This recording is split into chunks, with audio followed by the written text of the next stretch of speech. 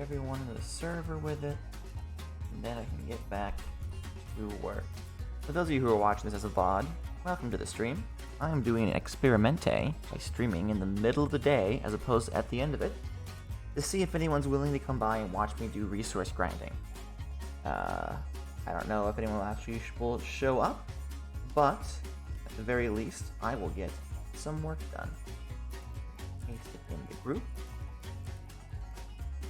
There we go.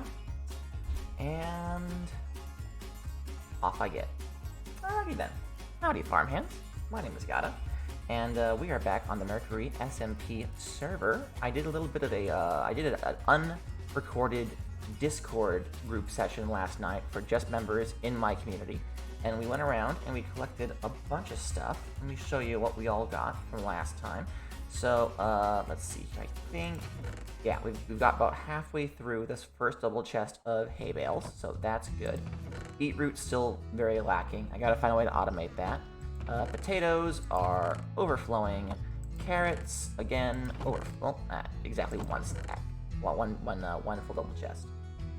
Hello, Nebula. Hello, Jun. Hello. I'm just showing everyone all of the resources that we have and where I want to go from there. Our oak resources are refilling up nicely. I had a double chest of this at one point, and then I used it for various builds, such as the cow farm down there, which I do have to finish. There's some spots that I gotta fill in, and then we probably can't get an angle. But I actually built you in a little house, which we'll see in a second.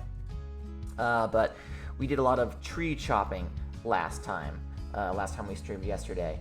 So we're filling that back up. The pumpkins are actually going at a decent pace. And you'll be happy to note that I have in fact fixed the issues with the resource packs, so all of our hats and stuff are back. I guess something happened on one of the loads where the graphics engine didn't work properly, so it automatically removed all of my resource packs. They were still downloaded and in the right folder, but they weren't activated. So I was just not using them for a week, and I was very confused. I was like, what happened to all my good resource packs? Eggs are really overflowing. We gotta do something with these, and soon, before it becomes a problem. But yeah, how are you feeling today, Gata? Asked Sneb, and Jun says, hope you had a restful sleep. I had a very good sleep. A very, very, very good sleep. Thank you for asking. After I got off of our Discord stream, our Discord call, I kind of immediately crashed. Hello, Ewan. How are you doing today, my good friend? You have your horns back, which is nice. I crashed and I slept, and Brisket actually let me sleep in, which was a goddamn miracle. Let's see here. That's not quite enough cows to do a culling just yet. So I mean, eventually he did roll up and start yowling at me and being like, Dad. So I had to get up at that point, but it was nice. I got to sleep in, got to cuddle my wife a little bit. It was good. But how have all of you been? This is going to be a very chill kind of, it's going to be a talky stream, but I'm not going to be hopping all around and yee-haw, because I am still a little bit tired. What do I need most? Well, first of all, let me collect some honey. Hello, Mr. B. There we go. Taking it slow after a long day. I feel yesterday was a very, very long day. But I feel better now. I am revived. I am awake for the most part. I was doing dishes this morning and just vibing to some music, right? And yay, bee! Is there... Oh, another bee. There's honey in this one, but no campfire. Oh, is that the baby? Is it the baby? I think that was the baby. No? This is the baby. Hello, baby. You're very cute. I need to get a campfire underneath this hive. And I think this hive as well, yeah. So maybe I'll do that first. We gotta do it with charcoal, right? I think it has to be charcoal for it to work. I was doing dishes this morning, hand washing, catch up, and I had my music playing, and Seth, my roommate, whose door is like right next to the kitchen area, he comes out. I don't hear him because I have my music playing in one ear, and he says, "Good morning, Gata," and I screamed like a small child because I had not heard him. Oh, we need some logs, don't we? That's all right. There's a tree right here. So I screamed this high-pitched scream, and he jumped, and I was like, "Oh my god, I'm so sorry. I was in the zone." He was like, "No shit, you were in the zone. Holy fuck."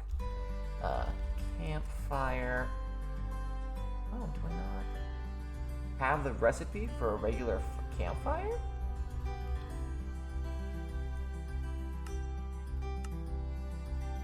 What? That's bizarre. And why is it dark? Interesting. I'll have to do some more work on the graphics of this thing before we do a proper stream. All right, one of you, stack, good. All right, let's go smoke some bees. I managed to generate a couple extra beehives, just from planting more trees. And they generate next to flowers. So luckily, our hives have started to repopulate, and I started collecting some honey, which is going to be very useful, mostly to avoid the prices at the honey and comb shop in town. The diamond economy is a bit much, by my estimation. I'm not a fan of it, so I don't really want to do like large-scale production, but I do want to have a backlog of honey or 4 honey blocks in the event that I end up needing them. Pepper has a swollen mouth. I might have to go out and get her extra pain meds. Poor baby. Poor dear. Alright. What am I going to grind for today? I think I'll start off by emptying my inventory back up in cloud storage, and just start with harvesting a whole bunch of hay. Just a whole bunch of hay. Just a ridiculous amount of hay.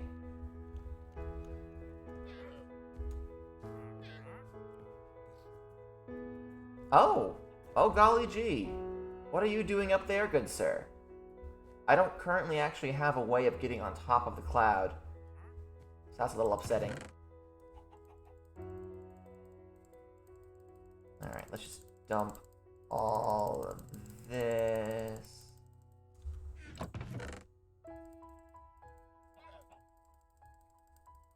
Maybe later in the stream I'll start doing some chest organization, as that is like the #1 thing that I need to get accomplished. Let's see, let's take out the wheat seeds. Let's take out wheat seeds here, beetroot seeds, pumpkin seeds. Don't need oak saplings here. That should be good.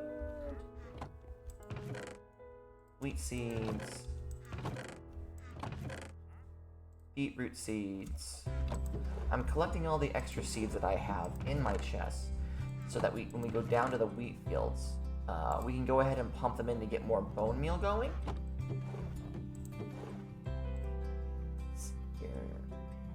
Carrots. These are hats. Oh, no, wait, there's a whole bunch of pumpkin seeds right here. Don't need those. Wheat seeds, pumpkin seeds. And let's take this bone meal with us, just for now. Am I wearing my... I'm not wearing my farmer's hat. What am I even doing with my life?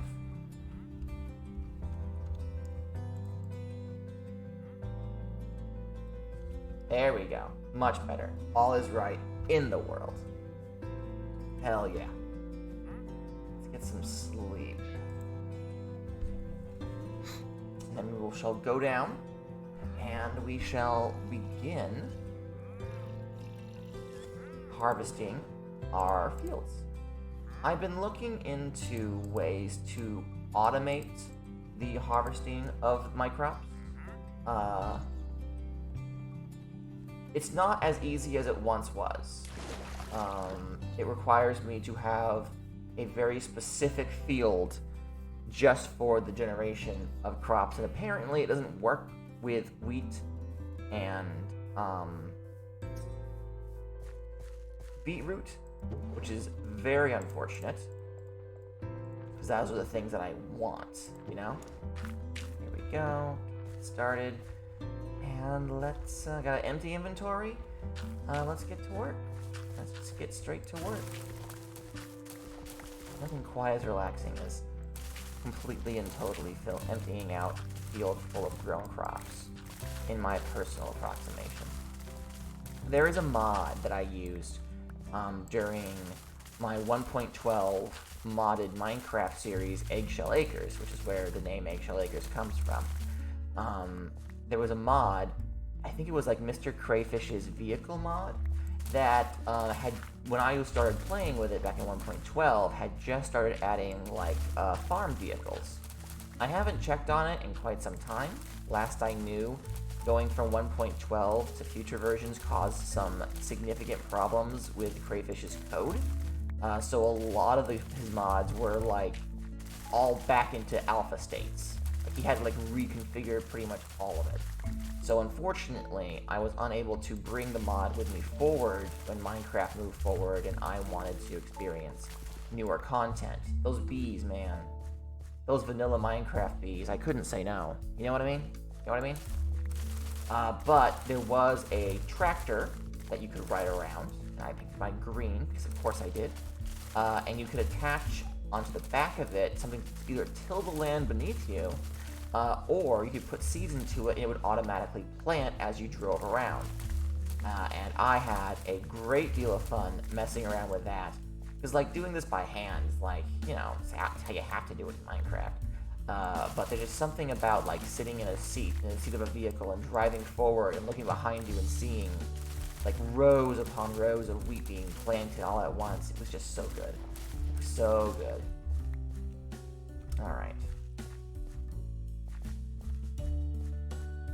Honestly, I don't want to get myself started on a new project, but maybe I should go and look and see what's available for like automation in the Minecraft mod department. You know? My my Autumnity mod review still is the majority of the views that I get on my YouTube channel, even though it's for the 1.12 version of that mod and all the information is terribly outdated. But it is still what drives people to show up, and it's gotten me a couple of follows here on Twitch. So maybe I really should start doing like a series of Minecraft mod reviews exclusively for how useful they are for farming purposes. That could be fun. Would require me to spend time not on this server recording alternative Minecraft content. As we all know, I already have a very busy schedule as it is, so who knows? Who knows? We were actually talking about it last night in the Discord-only call. Ren was there, and we chit-chatted with some people about how Mercury SMP was going, and about how the people that we've invited, for one reason or another, we just can't seem to get anyone to, Hello, Susie. Welcome to the stream. We are harvesting and replanting our fields. I kind of want to get a double chest full of hay before the end of the stream. Just so I have it. Just so I have it. that's nothing, but whatever. But no, we were talking about how last night, Ren and I were talking to everybody in the call about how of the streamers that are on the Mercury SMP, it's difficult not only getting everyone on, but also like getting everyone to like stream consistently. I am the most consistent streamer for like making content with the camera on, but I'm only the second most active player on the server. Which is, you know, it's a nice distinction to have, to be like, oh yes, I'm number 1 and number 2 in these categories, but also the server could stand to be a little bit more lively, you know? So, we haven't like officially invited any new people, but I don't think, for me personally, taking on any big projects that would take my attention away from this one would be a very smart move. It would be rude, for one. If I decided to go and just fuck off and be like, yeah, no, I'm doing my own solo shit. Get lost, losers. No.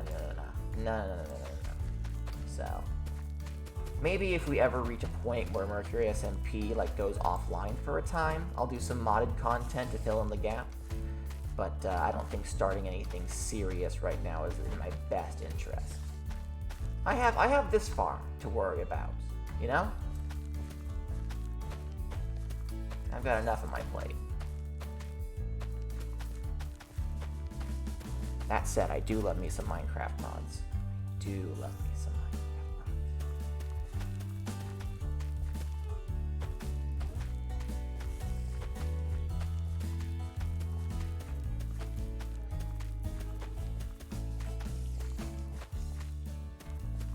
Okay. So once I get this area fully replanted, the majority of these wheat seeds are actually going to end up going into the bone meal maker. I considered making a stand explicitly to sell bone meal.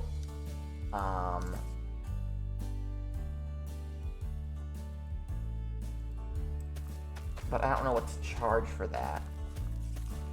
Is a diamond a stack asking too little? I think 2 diamonds a stack sounds about right. A stack of bone meal can go you quite a ways. And while pretty much anyone can just make a composter and shove a whole bunch of stuff into it, I'm like the guy who does a lot of harvesting. My wheat seeds alone, like, almost have a full barrel of bone meal before I started using it. So, I mean, you know. Maybe I'll make it 1 diamond for 32, so it feels like a better deal. Yeah, 1 diamond for 32. That sounds about right. What do we call our shop, though? Should we call it the Bone Zone? Oh, thank you for giving me that stretch, Neb. When hard at work tending the fields, don't forget to stretch. Ooh, there's my back. Oh, thank you so much. I was, in fact, you know what? I'm going to pull my seat closer so I don't have to bend over to, like, be near the microphone. Thank you very much, my friend. I appreciate that.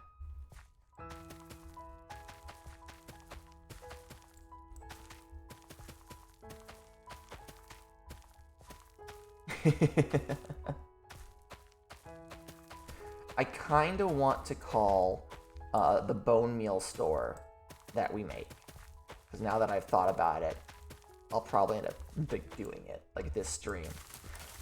We should probably call it something silly like the Bone Zone, or is that too, like, suggestive? What do you think? Bones from skeletons are only really good for bone meal, aren't they? Oh no, bone blocks. I thought of it the minute I came out of my mouth.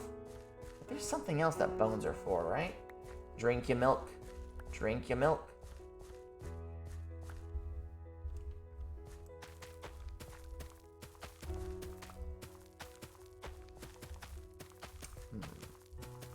We don't really have a good source of bone bones or bone blocks, and that's going to be, if there were a store named the Bone Zone, I would expect there to actually be bones and not just bone meal. You know what I mean? So maybe not.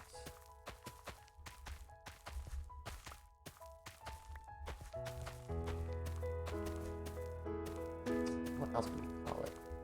Something meal, I would imagine. Bone meals on wheels? Is that anything? Is that something? Bone meals on wheels? We could make it like a proper little cart area. Good soup. Good soup. Again, if we're gonna have something based off of bone broth, I would want there to be actual bones involved. And we do not have a skeleton spawner. We just have a decent amount of the bony meal. Let's sort these out. Skeleton diner?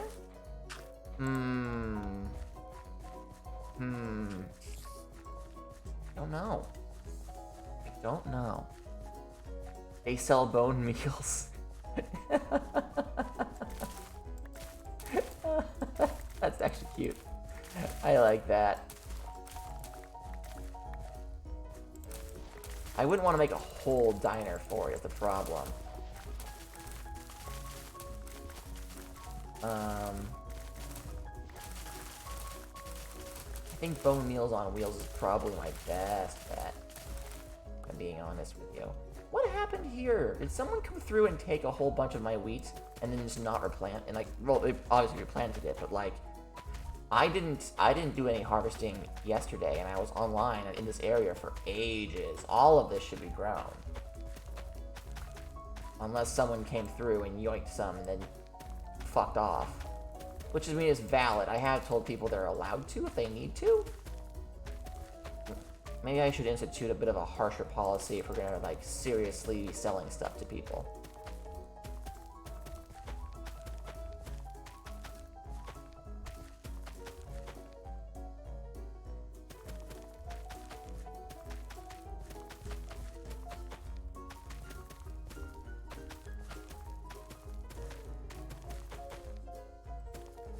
Grab this, grab that.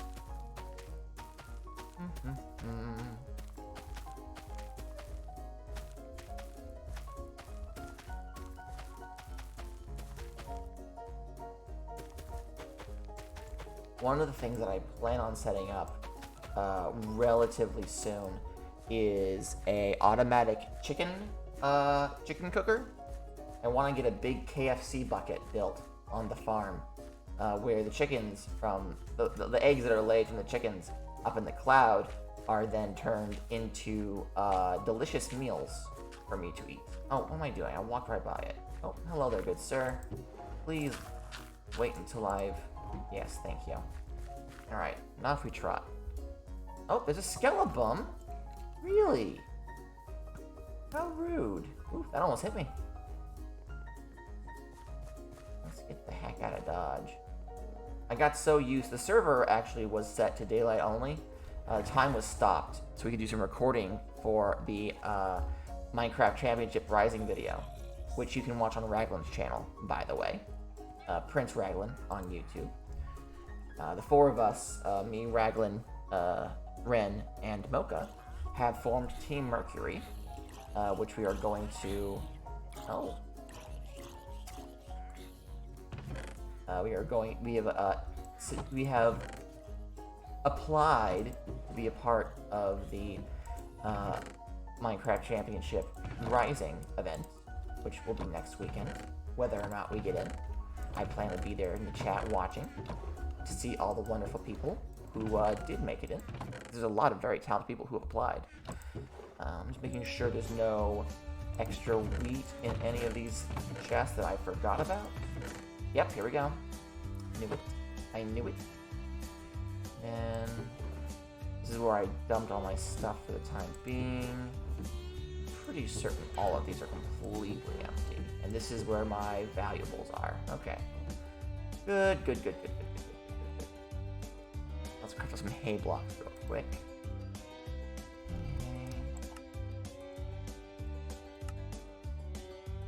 Alright, and hay bales up here. Alright, so we're officially halfway through. I'll just put you here for now. Good. Alright. What was I doing? There was something I said I was going to do after I finished with the hay. I have completely forgotten. We do have enough honey bottles to make one honey block. Huzzah. There it is. Squish, squish, squish.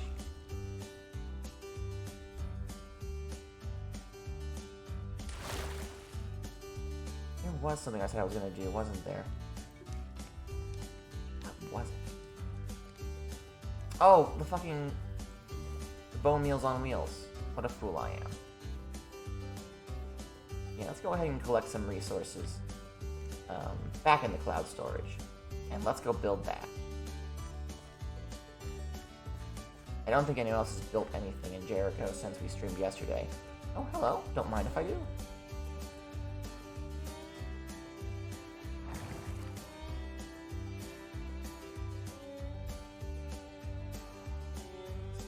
for one moment.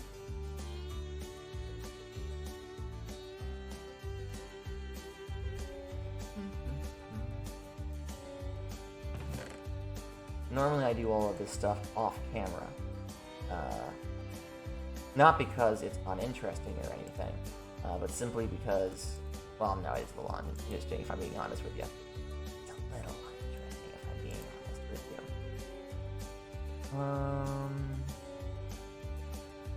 The wall, oak fence, grab some stairs.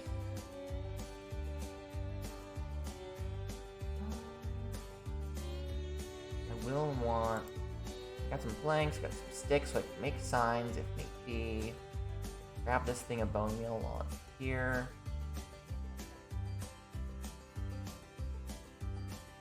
Yeah, I think that's gonna be it. Let me collect any errant bones we have, just for a little bit extra stuff. I'll grab some oak logs. Why not? I have a barrel already. Oh, here's some signs. I don't even need to bother with that. Hell yeah. Hell yeah. Got my milk. A few more bones. A few more bones. A few more bones. 16 bones just in random chests, just strewn about. What a monster I am. There we go. Now we decided we're gonna sell these a diamond for a half stack. So one diamond for 32. And there are how many spots in a barrel? So 1, 2, 3, 4, 5, 7, 8, 9, 18, 27. So 27 slots, 32 each. That means we will want, what's half of 27? 14 stacks of bone meal to fill up the barrel. It's not terribly much. We've got 1, 2, 3, 4, 5, 6, 7, 8. Not quite enough, but it'll get us started at least.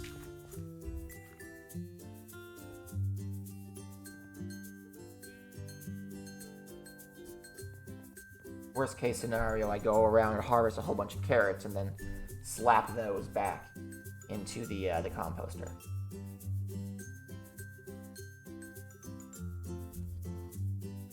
Honestly, I could probably get like a watermelon or pumpkin farm going specifically hooked up to a composter for the creation of bone meal. Just set it and forget it, you know?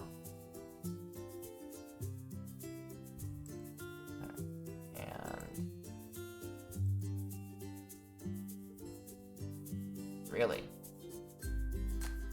Anyway. I gotta get this fucking tunnel done.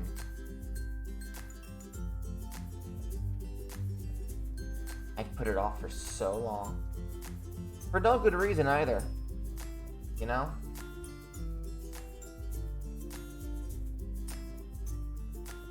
I just haven't done it.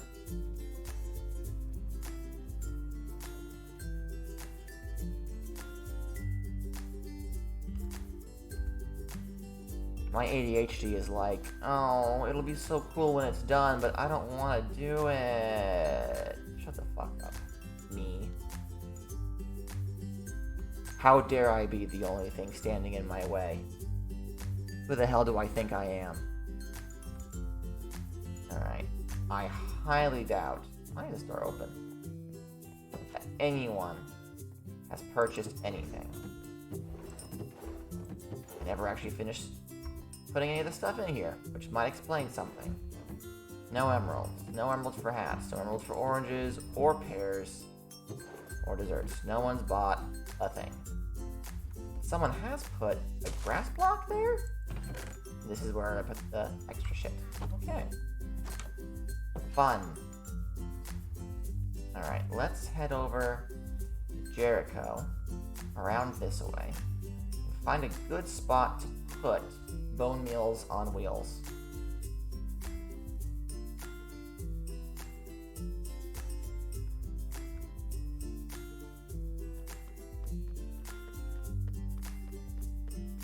Let's see. Where's a good spot to put it? This area feels like they're gonna build something here to like make it feel more enclosed with like various buildings and skyscrapers about. This area, they obviously are planning on doing something with, so I don't really want to have it there. But I don't want it to be too terribly out of the way either, you know? You know? Here's ready to eat. 1 diamond per stack.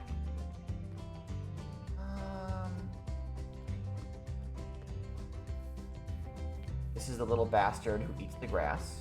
Hello, little bastard. I do want to have it out in the open. Maybe I'll have it over by the nether portal? Have it relatively closer to the nether portal?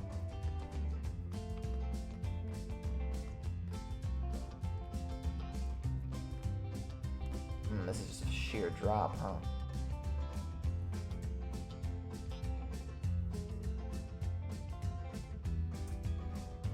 Alright. So let us build a rickety little platform. Just a little bit out of the way. So let's see, we got 3 here. Let's do one of these. Pull this back. Then this down. And then pull this back up.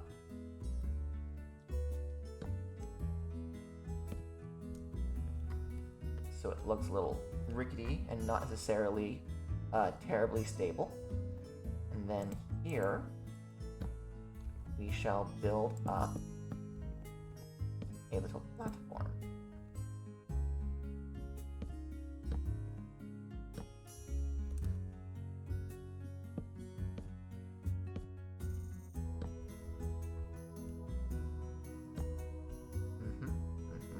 Make 3 by 3 all the way around. I think that would look nice.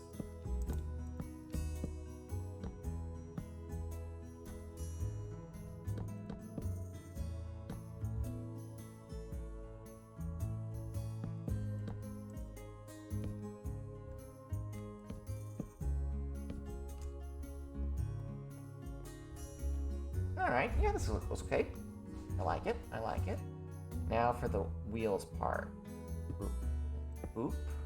Right? And then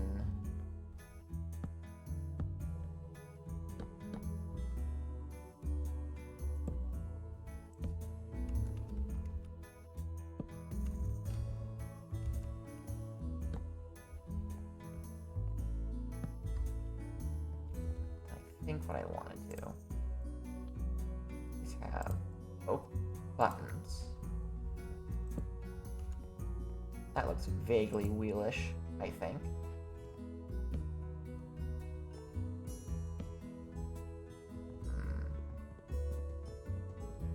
Nothing. Here. There we go.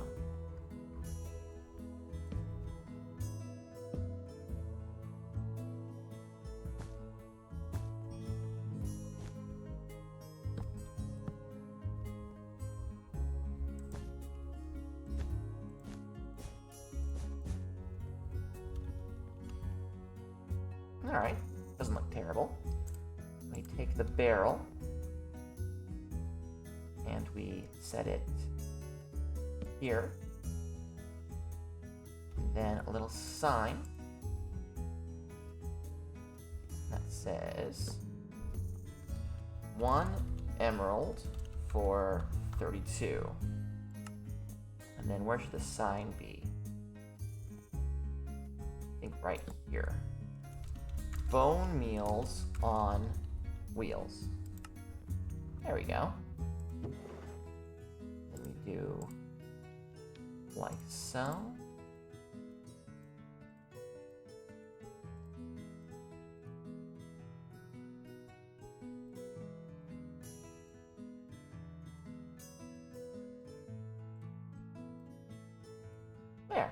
looks okay. Or maybe we should just go ahead and put the others in here. There we go. Ta-da! We've only gone and bloody done it. Good job, us. Okay. Let's head back and grab like pickaxes and whatnot, and let's do a little bit of... Whoop, it's nighttime. Should probably take care of that. Do a little bit of caving, I think. I want to do some caving at a higher level than I normally do. Explicitly, because I want to get copper. Copper is one of those things where it's not really efficient to like automate it. It literally is just you gotta go out there and you gotta find the shit. You just gotta go out there and you gotta do it. I think you gotta strip mine. I want to say it's above Y level 20 is where you get mostly copper. Copper and coal, but copper is what I'm looking for. I plan on working with villagers next time we do like a serious stream. I need to get a villager breeder going, and I need to get a iron golem farm started. Here we go.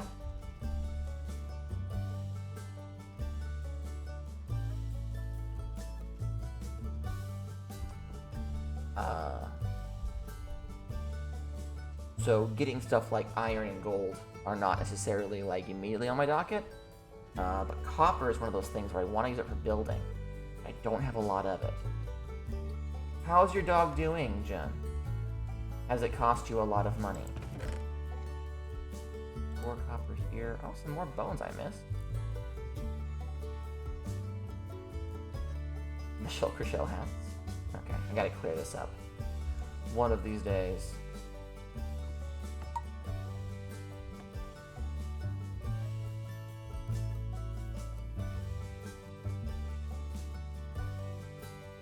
Oh no, darling.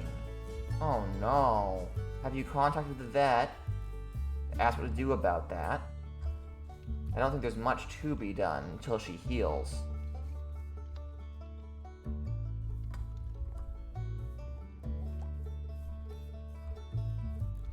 Also gonna want to grab some food. Can we eat the honey bottles?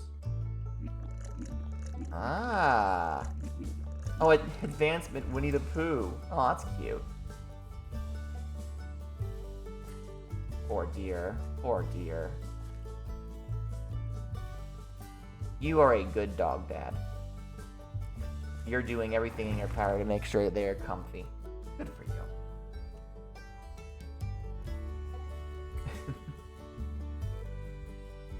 I made my beautiful wife a corn and black bean quesadilla for breakfast this morning. And unfortunately, my beautiful wife is very particular when it comes to the exact level of doneness of her quesadillas. So I made it a little, just a little, too well for her liking. So she sent it back and she's like, listen, I need it to be less done than that. I'm like, okay, alright, sure, fine.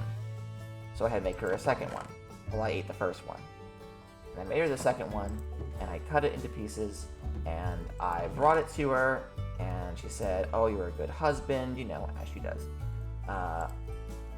And she ate real quick and said, put the dog in the bed, because she can't be in the bed while I'm eating, and then take the dish away. Put the dog in the bed, and my wife apparently, I don't know how she did this, but she apparently like completely missed a slice of the quesadilla. Like she ate like 7 out of the 8 slices, and then was like, yep, that's all the quesadilla. There's nothing left. So she put it off to the side. So I put the dog in the bed thinking the dish is empty, and I give my beautiful wife a kiss, and I look up and there's Meringue, face full of quesadilla. The slice was like the size of her head. She has no teeth, so she is going to town, desperately trying to consume this cheesy corn and black bean quesadilla. And I say to my wife, like, did you not finish your quesadilla? And Jessica says, Yeah, no, I finished it. I'm like, then what's in Meringue's mouth? And we look over, and Meringue's like chewing faster.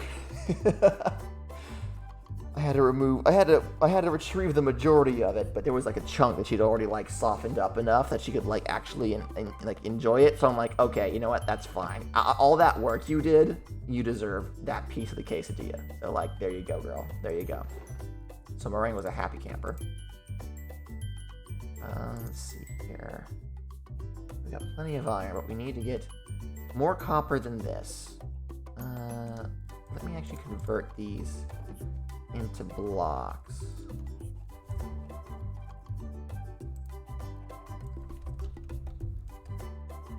Let's see here. I need 9 for a block of raw copper, right? Yeah, I do. Wax copper. There we go. 16 blocks of copper and some extra besides. This in the chest. 52 blocks of copper and 1 besides. Not bad. Not bad. Not bad. Let's go ahead and get you going while we gather up our resources. Let's see. We should have... Here's some sticks for the making of pickaxes. Here's some regular axes, torches, regular axe. Did I use all my pickaxes when we mined last? Probably did. Probably did. Yeah, I did. So I shall simply have to make more. Here's 1. Grab that. Alright, dump you in there. Dump you in there. Don't need you. And let me grab a little more iron. Oh no, poor baby. Poor darling. She didn't mean to, Dad. She didn't mean to. Promise. Alright, drop down. Sploosh. Where do I want to start digging? Where do I want to start digging? I'm currently standing at Y65. I think I want to go down closer to 30. I think. You know what? Hold on. Let me Google this real quick. Let's see. Open up the phone. Google. Minecraft 1.17 best copper level. Alright. Copper ore spawns from level Y0 to 96, but with a higher spawn chance around the middle layers. Therefore, it's wise to start searching a little below sea level at Y63. So if we are currently at Y65, we literally just had to drop down a couple. And we should be like at copper level. So where should we... Let's go and mine in and around Sheep Mountain. That's technically over where Raglan is, but Raglan's strip mine is significantly lower. So I do not think he will be terribly upset if I start a little hole underneath Sheep Mountain. So like around this area. Yeah, so this here is Sheep Mountain. And this is... Oh, that's a big boom. Big thunder. I don't want to dig directly underneath my farm just yet. What I plan on doing is having an entire stream dedicated to tearing up the ground underneath the farm for base building purposes. I want to build a bunch of things up before I build down, though. So, you know what I mean? Alright, so before I go in, put you in place, just to mark off the area, and let's get going down. We want you under 63. So we're at 71, 70, 69, nice, 68, 67, 66, 65, 64, 63, okay, so let's go down 2 more, 62, aha, copper, 61, alright, so starting from here, let's just go. What have you guys been doing with your Saturday? I spent... Oh, immediately we find some copper. Hell yeah. Hell yeah.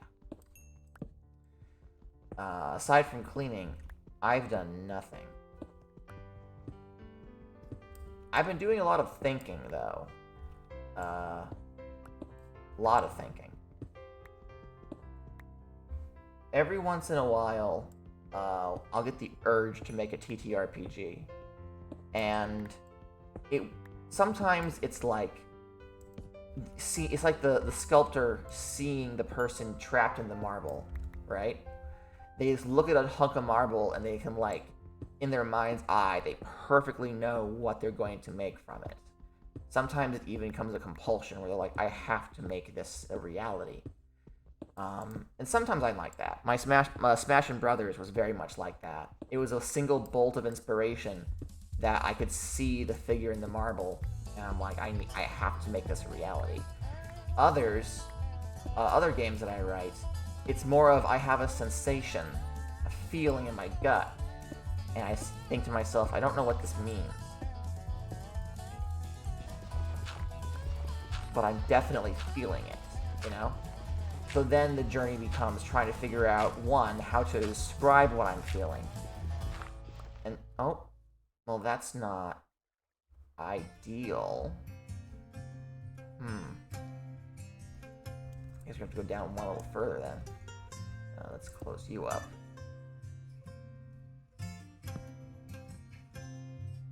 So it'll be like a gut feeling, where like I don't know where it's going to lead me, but I do know that when I get there... Oh, there's sand though. Well, I guess we're going a different way then. When I get there, it's going to be good. And that's where I'm at with this gut feeling that I've been having recently about early PS1, PS2 era video games and how they make me feel. There's something about super low polygon counts, anime-esque adventures that it's got me feeling a way, but I don't know how that feeling is. This is the new Call of Duty, right? Looks solid. Hello, Sonic521X. Welcome to the stream. We are just doing a chill resource grinding stream today, which is why we're streaming at an odd time of day. This isn't for my, like, my regular audience. We're currently talking about me and tabletop role-playing games, if that's of any interest to you. But if you have any questions or any topics you want to talk about, feel free to mention them, and I'll see if it spins me off on a tangent. But I've been, like, looking back at artwork for Mega Man Legends, for, like, just really old, not necessarily even JRPGs, but, like, old PS1, PS2 era graphics. And, like, are you asking me how I like my eggs? Sonic521, you charmer, you. You don't think you're being a little too forward? I am, after all, a married farmer. I prefer my eggs scrambled with a little cheese and some ketchup on top. I do enjoy ketchup on my eggs. For someone who says he doesn't have a sweet tooth very much, I very much enjoy a sweet tooth. I enjoy sweet things. My favorite way of eating any sort of noodles is with like a sweet and sour duck sauce on it. Good shit, good shit. Actually, it is this week, or it was, I guess, now, because it is the final day, International Housekeepers Week. Housekeepers Appreciation. And since I do work in housekeeping at the retirement community that I work at, I am included in that. So every day, our boss got us a little something extra, a little something special. There were goodie bags, there were snacks, I got a pamper kit, which was like shaving cream, face wash, just like stuff to, like, you know, make myself feel good, which is very appreciated. Dirt, so I'm gonna fucking just kind of go over this way. But one of the days, my boss actually got kitchen staff, said, hey, listen, if I pay you, will you spare a guy for like 2 hours to come and make my staff breakfast? And the dining staff were like, oh yeah, sure, absolutely. How's omelet sound? So my boss surprised us first thing in the morning by saying, hey, get over to the dining hall. We're having personalized omelets this morning. And we were all like, ooh, how fancy. So I got an omelet with all the fixins, and then I had to be like, chef, I don't want to be a problem. And I don't want to, like, I know you're like a 5-star chef, you've been doing this for years. Like, you worked cruise lines back in the day. Could I get some ketchup to go on top of this omelet you made me? And he looked at me for a split second too long, and then he said, yes, absolutely. And I'm like, thank you. Yes, I gotta of culture. Well, like, it's rude. It's generally considered rude to eat food, to season food, or to put a condiment on food before you've tasted it by itself to determine if it needs it or not.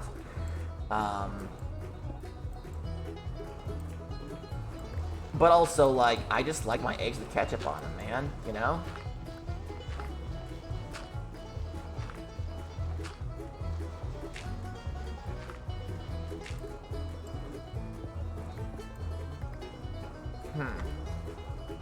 We're hitting a lot of dirt. We're still on Y level 60. Let's go the opposite way, just to see what's up.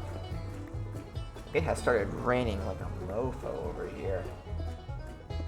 My coworker once told me a story. Oh, is the sound of the rain active? The sound of the rain is activating my VTuber. Look at him smile. Look at how happy he is. That's not intended. That's not intended at all. Hold on a minute. To be fair, I am now smiling. It's a nice, constant, soft noise. Yeah, let me see if I can't up the microphone sensitivity. There we go. There we go. Now you guys can, like, still hear the rain. I haven't fucked with that, but it won't activate my VTuber model. The rain is nice. One of the best features of this house we bought is the tin roof. The tin roof, oh, the rain on the tin roof, especially in the middle of the night, so soothing. So soothing. Here, hold on a second. I wonder if I can switch over. No, I probably can't switch over without it automatically playing the brisket song. Let's see if the rain comes through with the brisket song playing.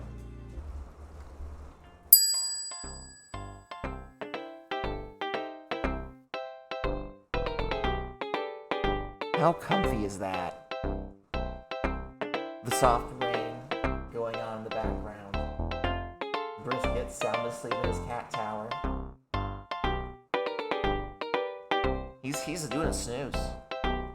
Some light thunder rumbling. This is the fucking life, guys. This is the fucking life. Good shit. Good shit. Good shit. I made it. Oh, man. Alright, let's switch back over here, I guess. This one? No, it's not that one. It is number 7. Lucky number 7. Playing Minecraft on a nice rainy day in the house that I own, married to my beautiful wife. Yeah, nothing's perfect, but this is pretty good. This is pretty good. All things considered, this is pretty good. Oh, but I was talking about the feeling that I had. Like, all day yesterday, I had this, like, sensation in my chest, and my mind just kept saying, this is the feeling you get when you hear the PlayStation 1 startup sound. So I was like, okay, does that mean it's nostalgia? And the feeling in my chest said, no, it's not that. It's not just that. You've made games based on nostalgia before. And I'm like, yeah, I have. And this isn't quite it. And the sensation in my chest said, nope, guess again, motherfucker. So after I spent some time, like, I tried putting it to words, I couldn't do it. I let myself not think about it for a few hours. I went to bed. Got up this morning, did a little bit of research, right? I looked at some footage of some old low poly games like Tail Concerto, Mega Man Legends. There's a Dr. Slump game that's in a very similar style to Mega Man Legends that I'd never played, but I've seen played. Tail Concerto! I need to actually, like, play it. I've only seen bits of it, and I know that it's, like, the prequel to Solata Robo, which was apparently, like, very well received. But not enough to get, like, another game. Oh, did I pop out? I popped out the other side. Can I... They did make Dot Hack. Oh, that's what that was about. Okay. So we won't be going that way then. That's fine. Yeah. So, like, the group that made Dot Hack, they had a whole, like, shared universe of a steampunk furry world. And so far, they've made exactly 2 games in that universe. Neither of them did critically well enough to warrant, like, a full series. Which is a shame, because it was clearly a series that they put a lot of love and thought into, enough to get 2 full games out of it. But they just never found their audience. Oh, hello, my beautiful wife. Everyone say hello to my beautiful wife. Hey, darling. Did the thunder scare you? No? Oh, is the book sad? I'm sorry, dear. You knew it was going to make you cry before you started reading it, though. What's it about? It's early 2000s people near Native Americans near the Canadian border, and is it like a true story, or is no, it fiction? It's fiction. Okay. But pretty much there's an investigation going into meth being infiltrated into the res. And yeah.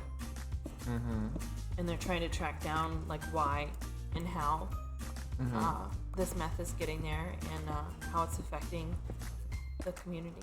And it is very sad. I'm sorry, dear. Beautiful wife made the mistake of joining a book club, so she has until Monday to read this book, which she already knows is going to make her sad. They're teenagers. They're babies. They're teenagers. And unfortunately, they're fictional, so you can't mom them. I'm sorry, dear. I'm smiling at you because you're so cute. Aw, honey, come here. It's okay. I love you. It's okay. Have you considered giving Brisket a hug?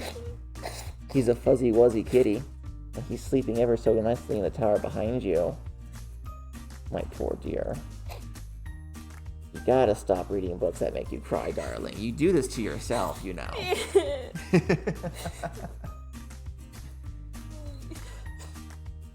Go give the demon a little hug. Look at him. He do a stretch. You're not wearing pants, so I will not change the camera to focus on him. But he doing that thing where he roll over onto his back to show his belly, and he like, yes, love me, give me attention, please. What a good boy.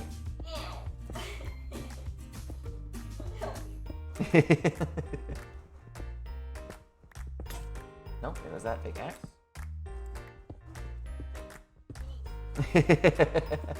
Alright, I gotta get back to my book. Okay, I love you. I love you. Be good.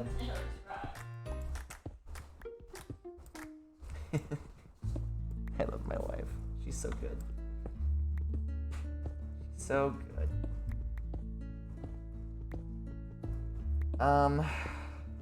Oh, here we go. I was about to be like, we haven't found any copper for a while. Nope, here we are. Here we are. Good shit. Good shit. How much good shit do we have? Not even a full stack yet. That's alright. We got plenty of pickaxes to go.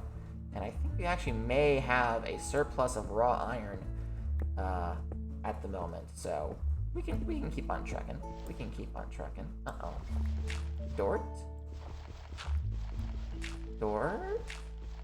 And water. Okay, well. That's a lot of pickaxes. Well, you know.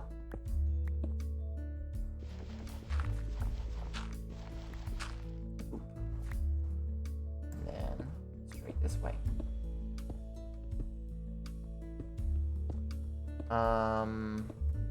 Before my beautiful wife came out, we were talking about something. But in traditional gotta have it, I have completely... Oh, right, the single thing I've been trying to say for ages about the feeling I had. Anyway, long story short, it's got me thinking that what's happening is that Cry for Halcyon... Yeah, Cry for Halcyon is rearing its little head again. And it's like, good morning, and I'm like, oh, okay, all right, that does check out. That does check out. I went back and reread over what we had made for Cry of Halcyon. Neb, I don't know, were you part of my community when I started work on that? I did a couple of streams. It would have been October or November of last year. It was right before I got COVID, because I was feeling ill. The stream before, Sona was there. I think Jun was there for that. You don't even really remember what it is? Oh, well, that hurts my feelings, Jun. How could you forget Cry for Halcyon? Cry for Halcyon is... No, I'm joking. Jun, I have so many fucking projects, and like, honestly, the fact that I can keep them straight is a small miracle. Much less anyone else. Cry for Halcyon is a... I'm trying to remember the timeline of events that happened. 2020, the COVID virus hit in like March-ish, right? That's when my life started being disrupted by the COVID virus, by coronavirus. I had just started a D&D 5e game that I was running for Kaiju and Seth. We ran the Lost Mines of Phandelver, and I intended to branch it out into a much larger Forgotten Realms campaign, but then I realized how much I did not like 5e once I started properly running it a lot. Let's go all the way down here and head back from there. So by May of 2020, we had finished the story of Mines of Phandelver, and I said to my two players, like, hey, listen, I'm not enjoying 5e. I really think I need to start looking, like, I need to make an alternative system, because the stuff that 5e is meant for are things that I don't enjoy. And my players were both like, yeah, no, that's fair. When you have something, let us know. We'd love to play test it with you. Because Kaiju plays a bunch of different games. Seth, legally owns a LARP. He has 1/3 the legal responsibilities for a business they run, which has been impacted by, I'm not going to say the name because that's technically doxing the guy, and they're not actively running right now because of the pandemic, but they're like an actual, they have an LLC. Literally a month before the pandemic, they got all the paperwork in order, got all the tax stuff in order, and started pre-orders on tickets. And they have run content for the people who gave them money and offered refunds for the ones but it's not what they signed up for. And luckily, the majority of their early signers on were people they've already worked with who have also been equally impacted. So it's not like they have anyone being an asshole about it. But they straight up, they had made a brand deal with another established LARP in the area to use an offshoot of their system. They had hired people to run content. It was a whole thing. And now Seth's main enjoyment, his main hobby, is role-playing in Final Fantasy Online, because he can't really do what he intended to do, which is really upsetting. But say la vie. Let me get a drink of water real quick. Or in this case, it's my ginger ale. I did bring my entire 2-liter of ginger ale out. What server is he on? I don't know. I'll ask if he's okay with that information. I will tell you. Hold on.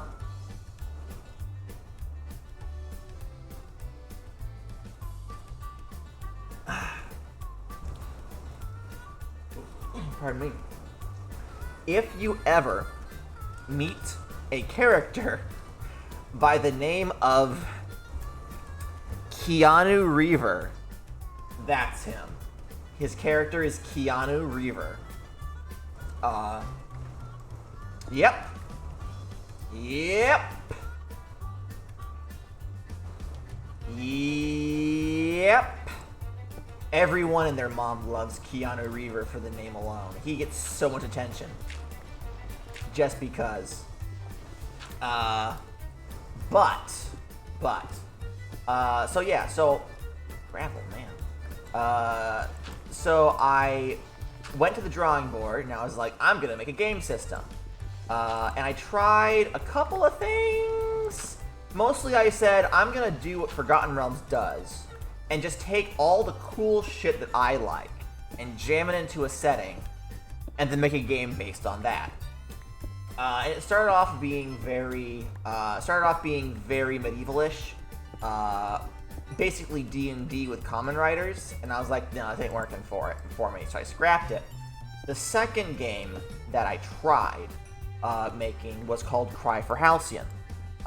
It is a post-apocalyptic game where the previous society has been destroyed, but it's been long enough that the new society has like what is considered the apocalypse is now like ancient history to them. It's a world after an apocalypse, but not immediately afterwards.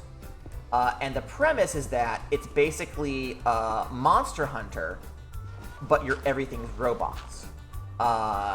There is the main draw was that the skill and crafting system were going to be very in-depth and based on tags. So how do I word this? So the resolution system was based on options, where you rolled not to determine whether you pass or fail, but to choose how many options from a list you can add to your activity. So for example, I'm just pulling one out of my hair. So like if you're shooting a gun, right? The options you can choose are it hits and deals damage. It misses but distracts, or you don't injure anyone you didn't intend to. So like, if you only have 2 successes, you have to choose, do I want it to hurt the enemy? Do I want it to delay the enemies coming on? Or do I want to make sure that nothing else important is damaged by the shooting?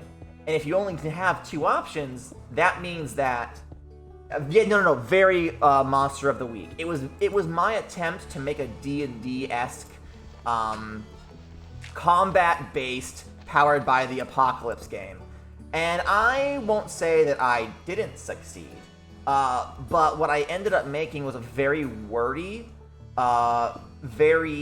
it's not the kind of game you can easily pick up and play, which tends to be the games that I make. Very quick, easy to pick up and play. Because on top of that, I also wanted to have customization. It needs a little streamlining for polish. It needs a lot of streamlining for polish, but I'm afraid that I may just have to bite the bullet and accept that it's going to be a very wordy kind of game. There are people who like that kind of game, though. Like the Genesis system, those story dice. That kind of noodly, Matt Colville just did a video explaining why he likes the dice from Warhammer 3rd Edition. And during the explanation, explaining all the cool things you can do with that dice, he pointed out that like the main drawback is that while you can get all these interesting results, actually doing a single roll takes a lot of time. So it's best for games with a play style that is slower. If you want to just roll a dice and move the story forward, this isn't the game for that. So I've come to the point where I was looking at Cry for Halcyon and in its state that I left it in, and I was like, I either need to completely redesign the aim of this game, or I need to admit to myself that this is going to be a much slower game than I would like it to be, and then alter my expectations accordingly.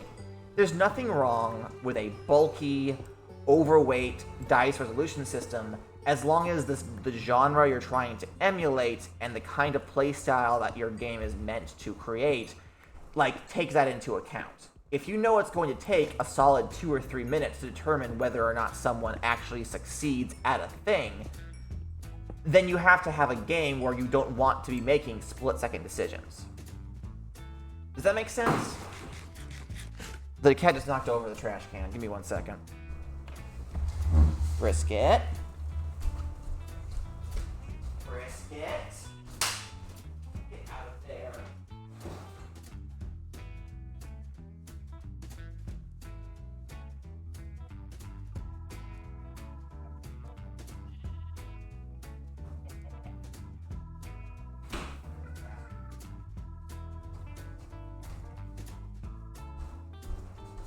I'm coming.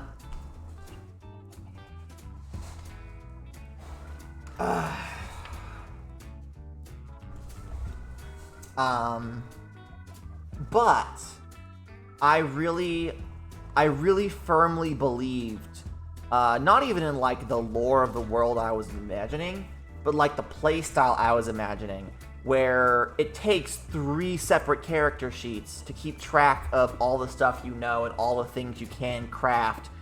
And when you're in action, it's not just saying, oh, well, I have a +3 to strength.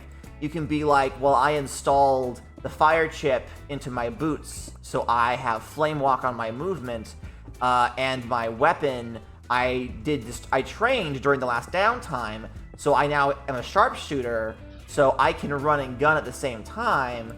Like, just having a ridiculous amount of options in front of you, all of which you have earned on your own by your own decision making, and then being able to be like, I rolled an 11, so I succeed, and something good happens. Like, that was a fantasy, the fantasy of like PS1 era, diving through your collected arsenal and being like, well, if I equip this, then I get that, and that sort of, oh, well, that's not happening then.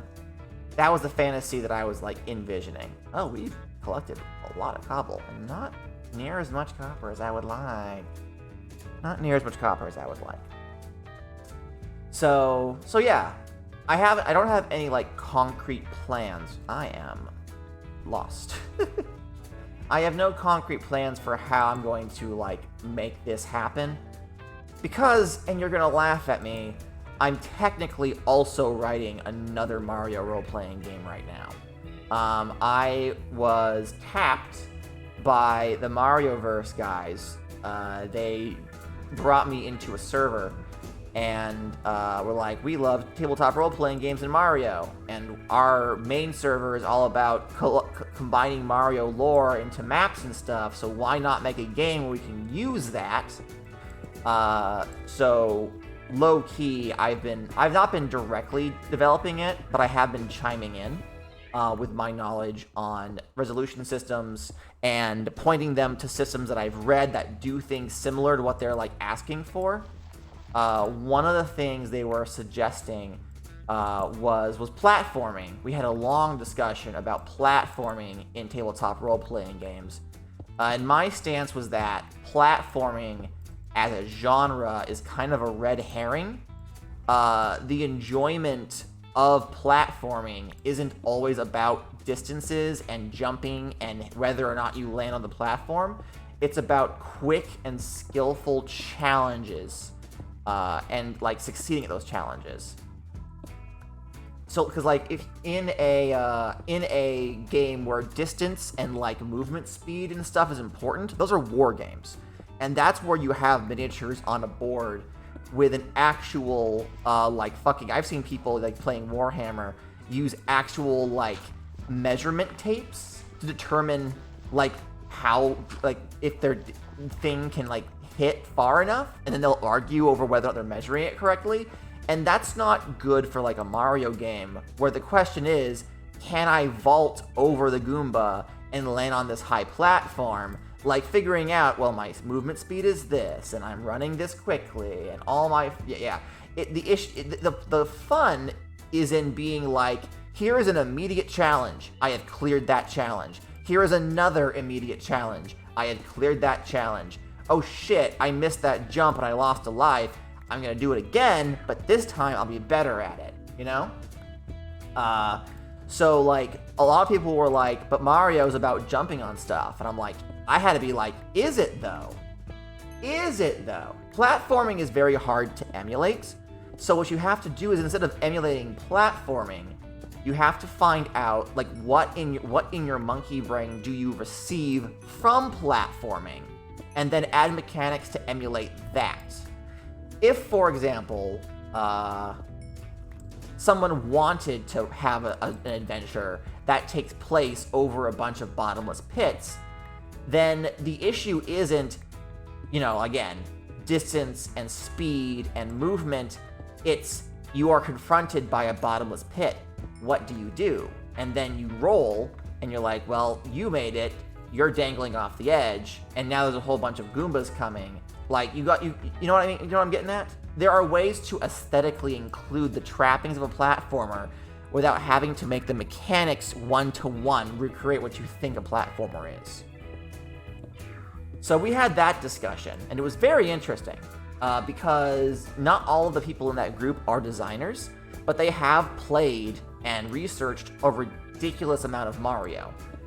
So when it comes to game design, like just in general, video game design, they're much more open to, like, discussing what does and doesn't work, like the pathological results, like what you get from video games, as opposed to, like, knowing how to make a tabletop role-playing game. So we've had a lot of very good conversations about what they want their game to be, and what potential pitfalls they may fall into if they follow certain design philosophies. It's been fun, but it does mean that I'm any plans that I had for my own Mario tabletop role-playing game, I've had to, like, lock in a back cupboard and pretend it's not there, because the last thing I want is to make my Mario game and then drag all these other people into playing how I think it should be played. It's not my project. And if I'm trying to create a game to emulate the same thing twice at the same time, there's going to be wires crossed.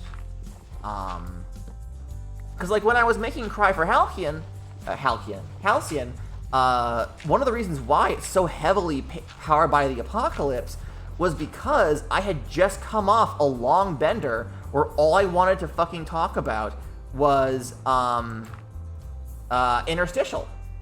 I was super on a kick with Interstitial, Hearts Intertwined, which is a Kingdom Hearts inspired Powered by the Apocalypse game. It's very good.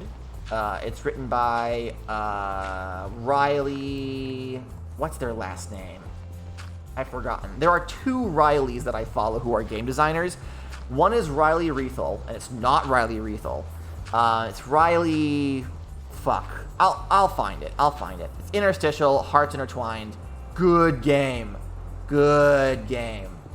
But because I was just on... No, their name is not Riley. Fuck. No. Please, no. Don't... They can't find out about this. Riley, whatever your last name is, I'm sorry. I haven't listened to your podcast in months. I'm in a dry podcast spell. Forgive me. But I was super de-duper into Powered by the Apocalypse games because that's what I had been recently playing. So the design of Cry for Halcyon was like, let's focus on the design philosophies that we're, like, hyper fixating on. Riley Hopkins! There we go. Thank you. Oh, thank you so much. How did I forget that?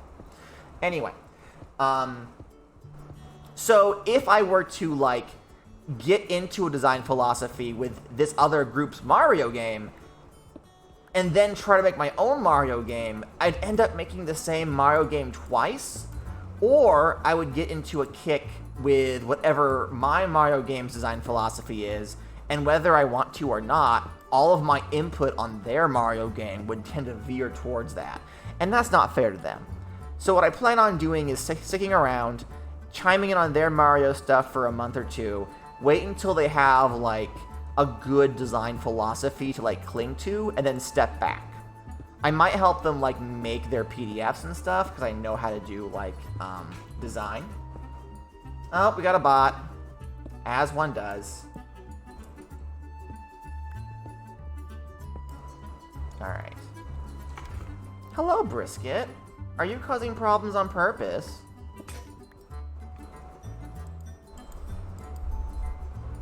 Your games as a...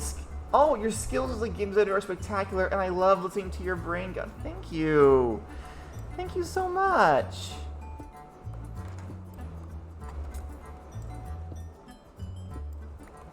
I don't know really what to say. I'm kind of blushing.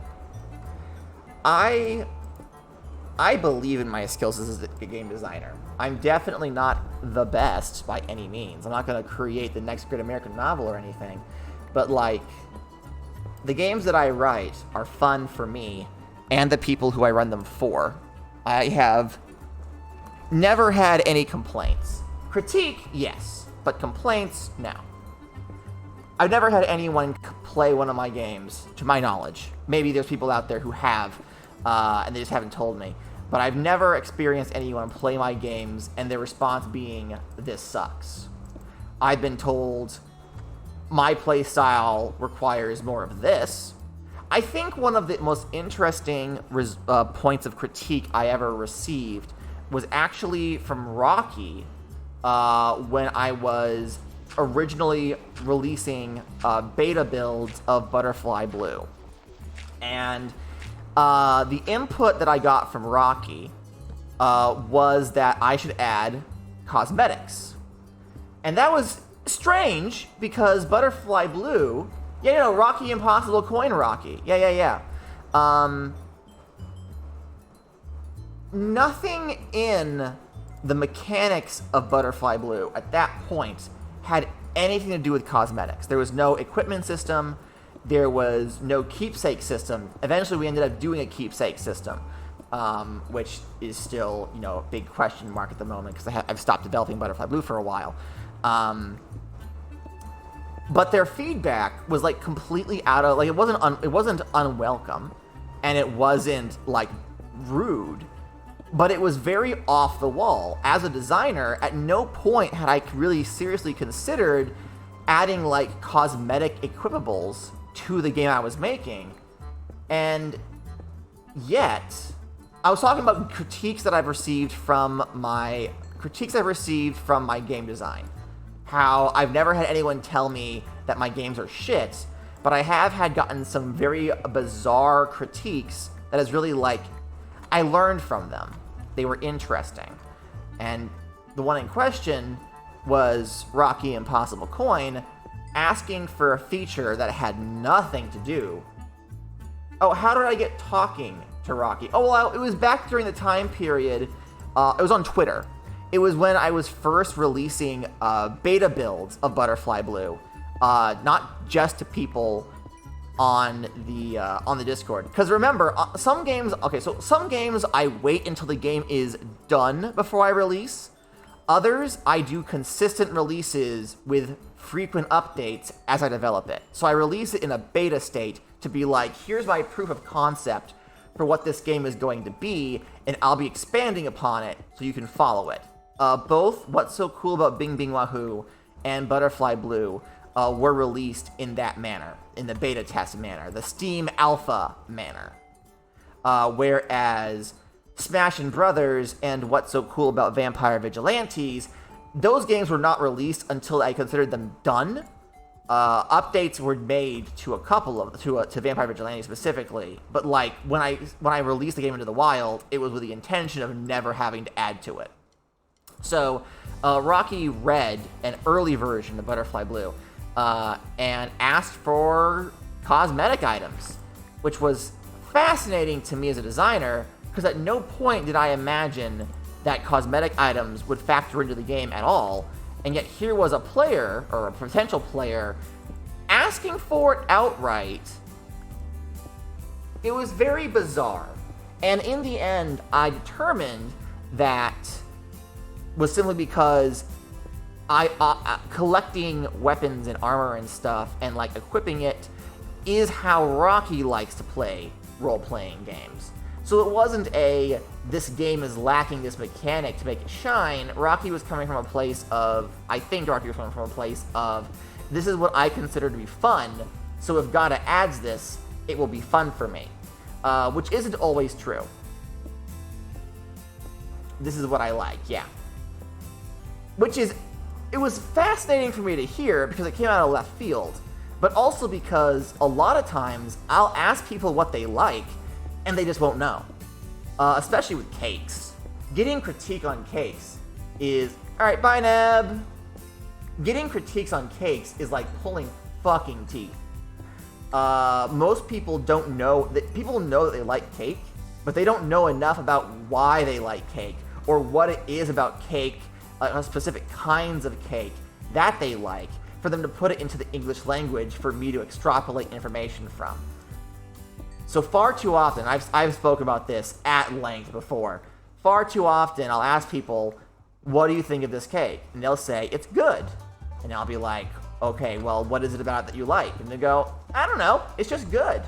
Or they'll eat a cake and they'll say, this cake wasn't as good. I'm like, okay, what didn't you like about it? They're like, I don't know, just make it better. And I just gotta be like, deep sigh, head in hands. It's like, bruh.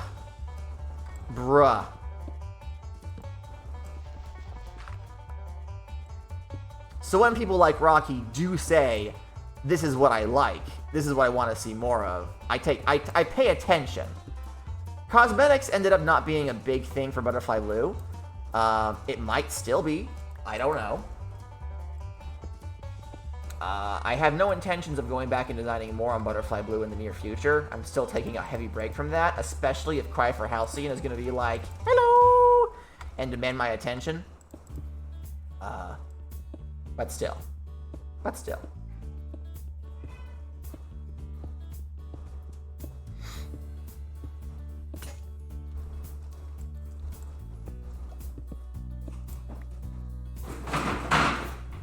Oh.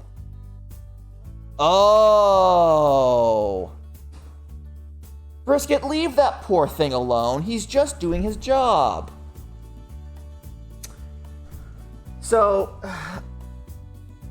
warning for anyone who is triggered by creepy crawlies, but we have a baby huntsman spider, a baby wolf spider, that lives in our house. And we haven't squished him because he's been very polite and stayed in the dark corners and eaten the bugs that are bothering us. Brisket found him. So Brisket's chasing this poor little thing all over the place. And that's what he's yowling at. He's up a wall right now, and he's not bothering anyone, and Brisket can't get him. Yeah, Brisket, that's a good bug. Leave him alone. I am fucking lost. We have a little over a stack of copper, and then a little over a stack of iron, so I think for this area we're probably good. What I want to do now is find the staircase area. Did I pass it? I'm actually completely and totally lost right now. This is not the right way. This is a complete dead end, actually. I want to go down a couple layers, like 2. Was this? No.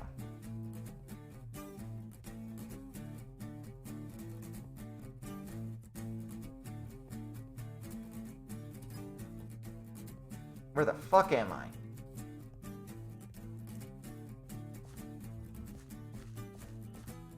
I genuinely don't know where I am.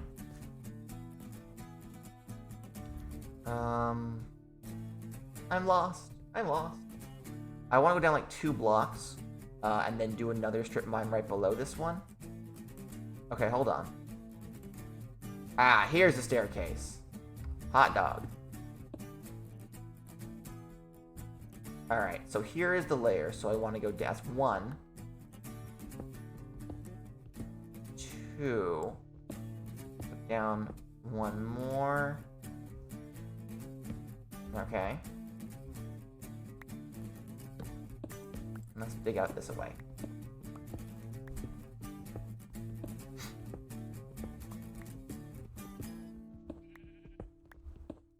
For Cry for Halcyon specifically, what I think it needs is a stupid, concise character sheet.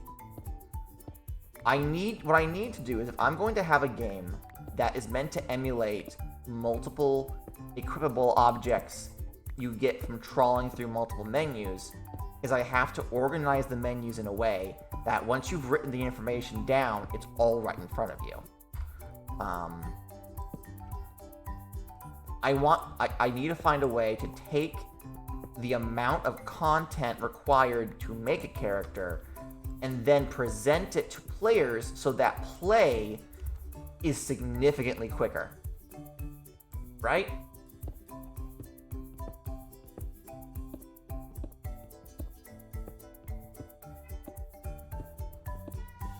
But how do I do that is the problem. Like, I can say that's how you do it. But then, like, actually doing it is like, much easier said than done.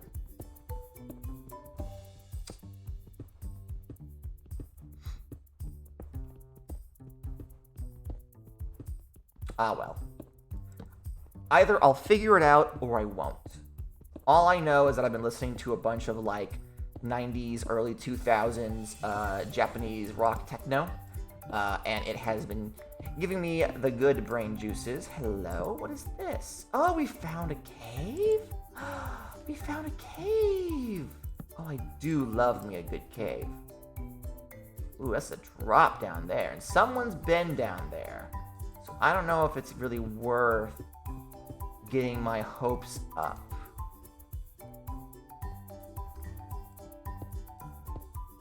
If you don't recall from yesterday, there are a ton of caves. You know what? You're absolutely right. There are a ton of caves.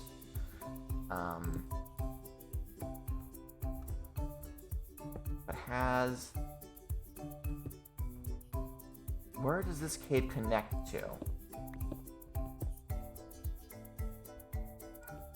I don't know. Brisket, leave the poor Spooter alone. He's done nothing to you. He's done nothing to deserve this treatment, Brisky. Does this connect to... Oh, this? Oh, I see. So that was... Oh, okay. Okay. So this must have been a dead end that I found previously. And I reached the top of this area and was like, nothing up there. And then I accidentally come out from up there. Okay. Alright, interesting. Interesting. Okay. Let's continue up this way, because, surprise, there's more cave. Oh, and look, there's already some iron. Oh, it stops here, though. Well, that's not ideal, but whatever, whatever. Jen, are you excited to run a game for us later today? Mr. DM person man? Can you give me any hints as to what's going to happen in our adventure tonight? I am excited. You're excited and nervous. You're planning on running a big combat, right? As long as you put something in front of me that I can have Oriana, like, smash, then it will be a good time by all. I need sticks more than I need flint. You're gonna combat. Alright, good. Good, good, good. Good, good, good, good, good.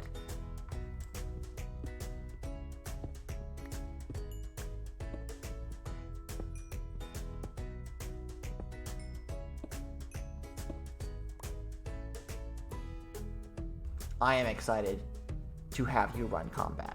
It should be a fun time. Alright, where did I come out? Where's the staircase? Ah, here it is. Here's the area that I went through. Let's go ahead and do one of these. You have a lot of plans, so you hope it pays off. I'm sure it will. And if it doesn't, oh well. Our party's pretty good at making our own fun. So I don't foresee, even if it ends up being that like your big plans don't quite work as well as they should, we'll still have a good time. We'll still have a good time. One of the things that I had to yell at Tegan about was about how literally everyone in the group uses this as a learning experience, either as a player or as a DM. Nev hasn't DM'd before. You've DM'd before. But like now you're dealing with a new group. So it's a learning experience at most. Poor Tegan contacted me after stream yesterday to make sure that I was okay for the millionth time. And I was like, bruh, I'm the one who overthinks in this friendship. You gotta calm down. They started laughing at me. Bless their heart. Alright, so I have been in Dish Cave before. Oh, here's some iron. I'll grab that. She's been worried for a month. Bless her heart. The fact that she is worried means a lot to me, though, you know? Like, the fact that she's concerned about how this will affect me means that, like, she will give it the seriousness that she needs to. It's mostly my fault for deciding to, like, without even asking anyone, like, decided what kind of adventure, what kind of story I wanted to tell. And it was, Gata has problems with figures of authority. Woo!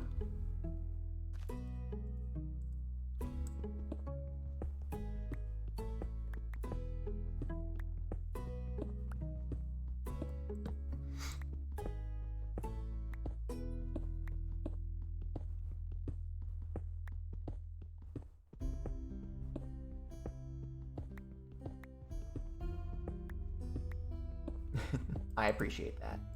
I appreciate that.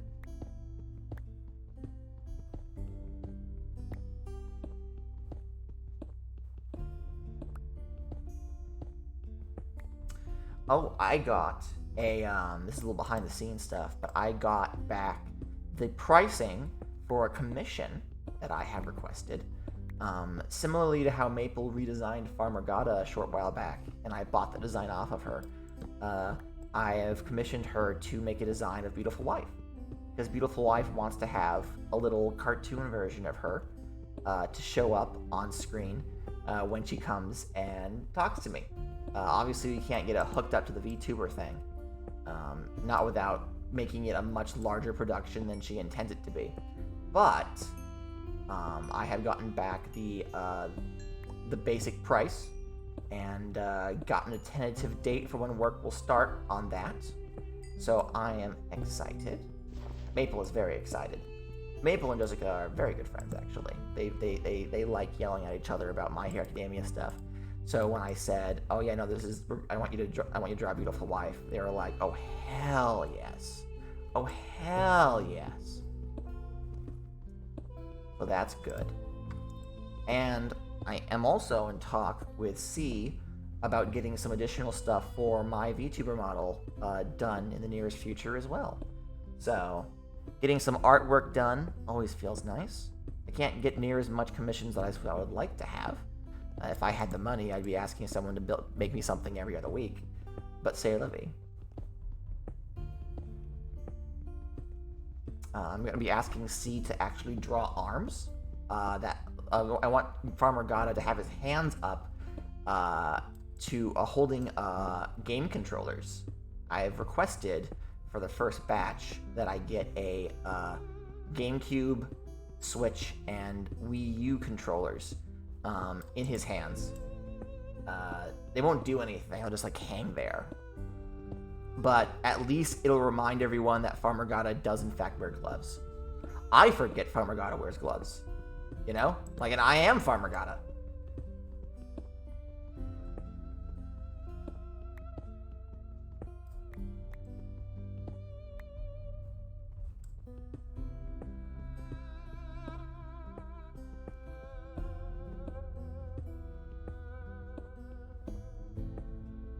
Okay, this is back where we started. Let's go ahead and clock one of you.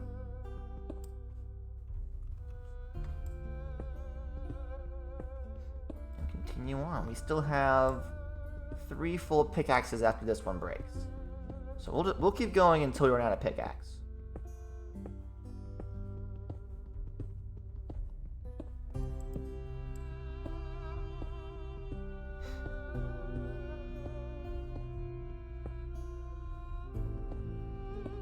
Oh ho ho.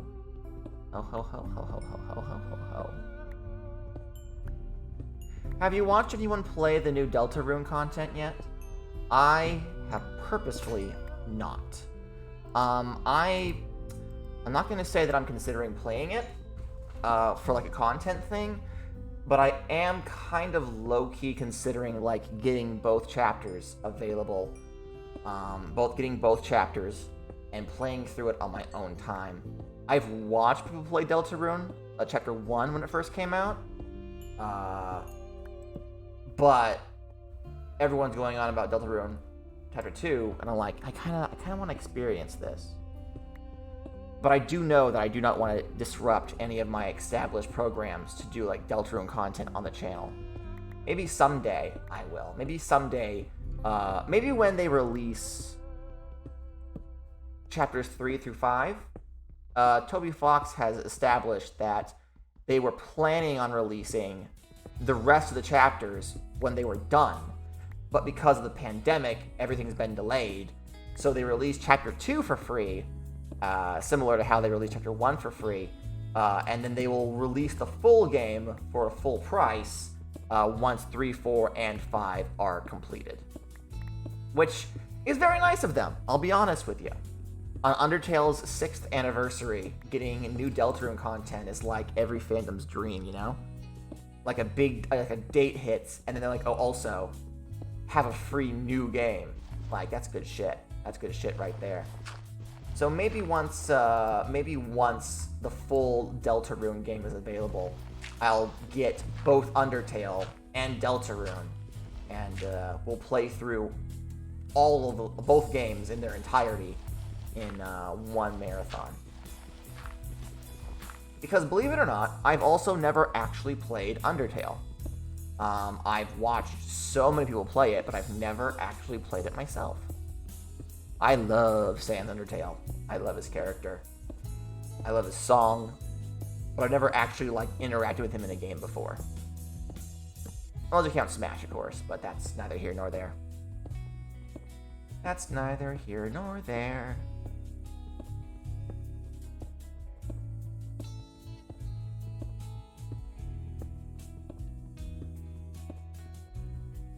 Still have 2 pickaxes left after this one.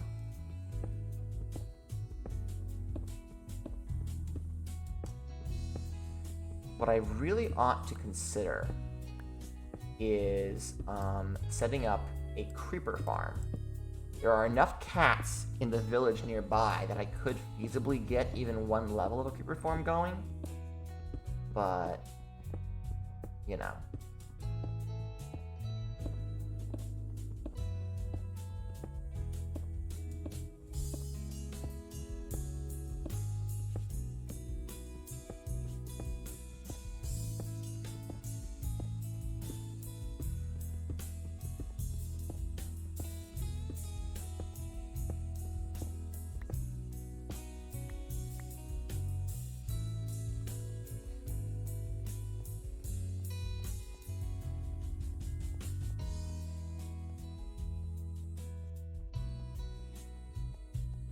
Let's go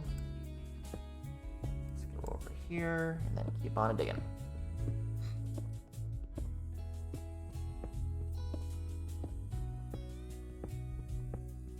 Oh, if you'll pardon me, someone has sent me a message. Okay, that can wait until after stream. Okay. I'll probably only go for another 15 or so minutes. And then sign off. A short, quiet, gentle stream. I originally planned doing this stream just to see if there was an audience for in the middle of the day grindfest like this. because I tend to do this stuff on Saturday anyways. So I might as well have the camera rolling while I do it. But I also did not do a normal stream yesterday, so I didn't really have a chance to like inform everyone that it was happening. I didn't get a chance to hype it up. So the numbers have been skewed. What a shame. I will have to do additional experimentation another week.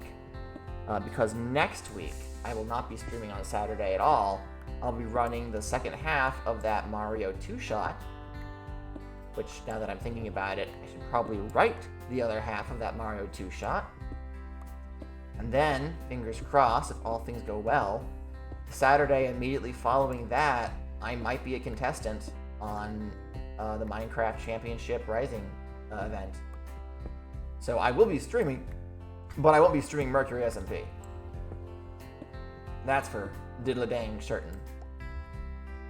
Let's see here. Woo! I'm trying to keep my hopes up. I know they have a whole lot of applicants to sort through, but you know, deadline was days ago, and I haven't heard hide nor hair. I'm trying not to be too upsetty, but whoever does end up getting in, though, like, it'll be good shit. What if we don't get in? What I might end up doing is just hosting someone and hanging out in someone's stream. We can find a new Minecrafter. They did say they're taking a week to go through the apps, so like, you know. But also, I want to know now, right now. I want to know now, right now. Accept me or reject me, please. I can't handle the stress. If we end up not being chosen, which is fair, what I'll probably end up doing is like talking to the other Curios and being like, okay, so which person do we want to try to convince to join our SMP when this is over? And then we'll show up in their chat and follow them through the event, and like scout them out.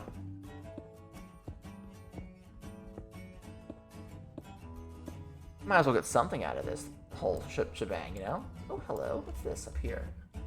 What's this up here? Oh, this is just the this is just the ceiling. Right. That sounds like fun. Yeah.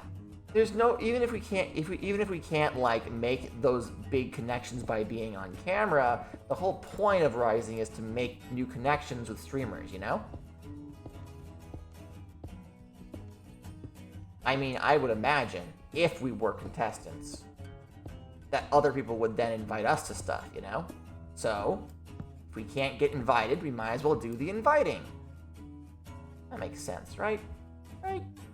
Yeah. Alright. I think we've almost got 2 full stacks each. I think that's gonna be good. I think it's this way? It's either this way or it's the opposite way. It's a coin flip. Don't think it's this way. No, it's not. It wasn't this way. It wasn't that way. Oops.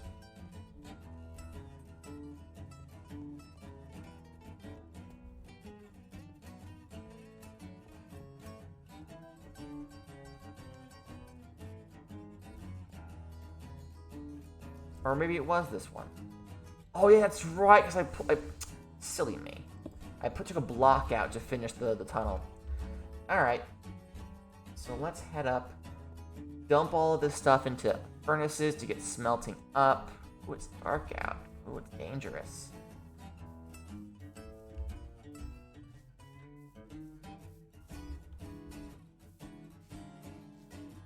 Pardon me, spitter. Don't mind me. Hello, sheep. Let's get over this way. We have a lot of dirt and a lot of stone. Not quite sure what we're going to do with it all.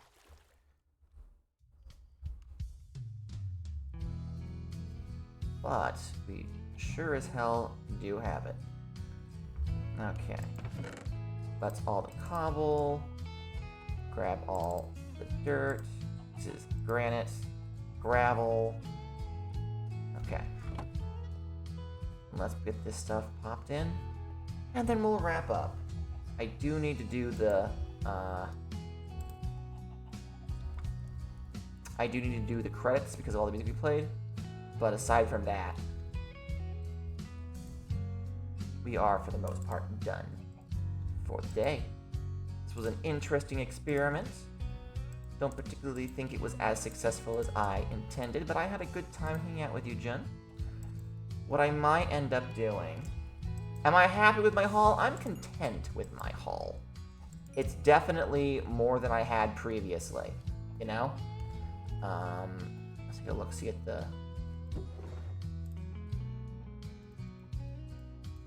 Let's hang out just a bit longer so we can actually, like, look at the haul, you know? Let's craft these all up into their block forms. Let's see.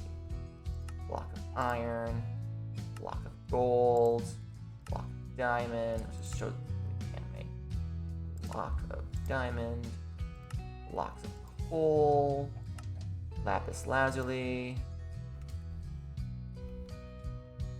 I am content with the haul so far. It's definitely... Oh, welcome back, Neb. We're actually winding down.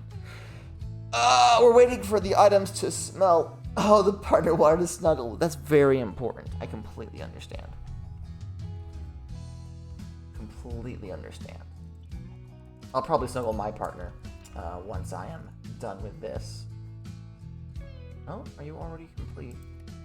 Did I not put anything in you? I must not have put anything in you. There we go. There we go. Good shit, good shit. Alright. Let's see here. Tomorrow is Super Sunday. We will, let's go ahead and go over this way. Might as well get the here we are. The credits out of the way while everything else is smelting up. Super Sunday is tomorrow. Next week's schedule will be a bit lighter. I'll actually fucking stream on a Friday, fingers crossed. Saturday I will not be streaming anything as I will be running my Mario RPG IRL. And then Sunday again, back to Super Sunday. It's nice, but also a little boring to have a set schedule for things, you know? Like, every week I say the same stuff. Mercury SMP on Friday, Super Sunday on Sunday. And, like, it means that everyone, like, it means I have a stable schedule. So anyone will know, like, oh yeah, no, it's Sunday, God is playing Mario. It's Friday, God is playing Minecraft, you know? But for me, my purposes, it feels like I'm not doing anything new, even though getting standardized content is like the goal. It's like the aim, you know? You know? So like I'm happy that we have two successful and easy to follow programs going. But also it's like, where's the pizzazz, you know? Where's the razzle and the dazzle? Come on, man. You're better than this. You're better than this. I'm not better than that, but you know what I mean. You know what I mean.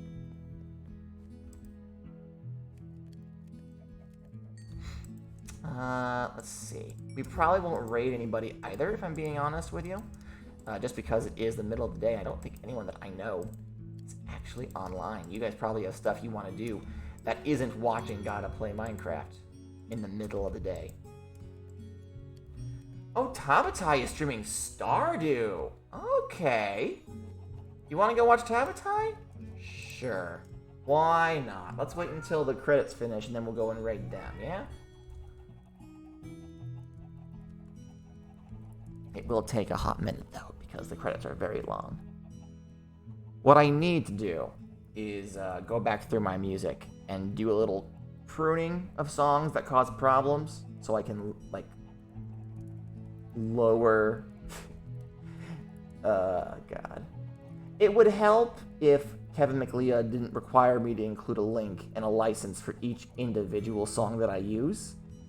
For example, like Ben Sound just needs me to list the names and where you can find them. But Kevin McLeod is like, no. Legally speaking, I want there to be proper representation. It's like, okay, no, that's fair. That's fair. It's absolutely fair. But also, it's fine. It's fine.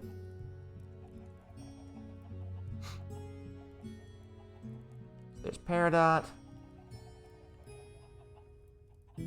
Music from Pixabay. Thanks, Pixabay.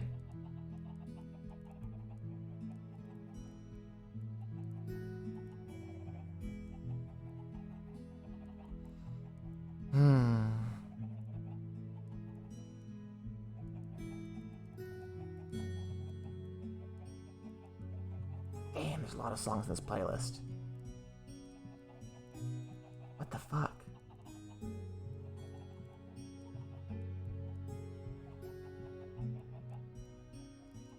Is that the end of it? That's the end of it. Alright. Let's go ahead and raid Tabatai.